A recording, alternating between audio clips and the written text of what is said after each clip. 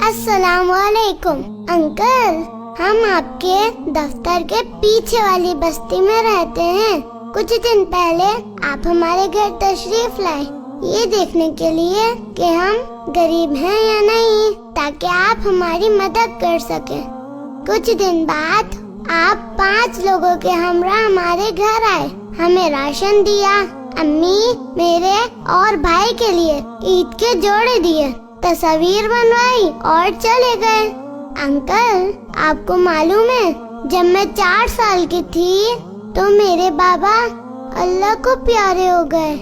بابا کے جانے کے بعد دادی نے امی کو مار کے گھر سے نکال دیا۔ ہم در بدر کی ٹھوکریں کھاتے رہے۔ امی لوگوں کے گھروں کے برتن صاف کرتی، جو پیسے ملتے ہیں اس سے ہم اپنا پیٹ بھرتے ہیں۔ امی کا پیٹ تو امیر لوگوں کی گالیاں سن کے ہی بھر جاتا تھا، جن کے گھروں میں وہ کام کرتی تھی۔ کل امی پھر رو رہی تھی، وہ چپ ہی نہیں ہو رہی تھی۔ جب آنکھوں سے آنسو خشک ہو گئے تو وہ سو گئی۔ میں اٹھ کر ان کے پاؤں دبانے لگی۔ پاؤں دباتے دباتے میری نظر امی کے ہاتھوں میں اخبار پہ پڑی۔ اخبار میں میری، بھائی اور امی کی آپ سے راشن اور کپڑے وصول کرنے والی تصویر تھی۔ میں سمجھ گئی امی کیوں رو رہی تھی۔ پچھلے سال بھی ایسا ہی ہوا تھا۔ ان تصاویر کی وجہ سے محلے والوں نے ہمارا خوب مذاق اڑایا۔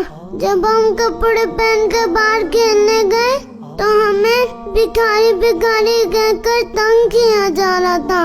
انکل، آپ سے ایک درخواست ہے کہ اپنے نئے کپڑے اور جوتے واپس لے جائیں۔ امی کے آنسو مجھ سے برداشت نہیں ہوتے۔ آپ سے ایک اور درخواست ہے کہ کسی غریب کی مدد کیا کریں تو اس کی تصاویر اخبار میں نہ دیا کریں۔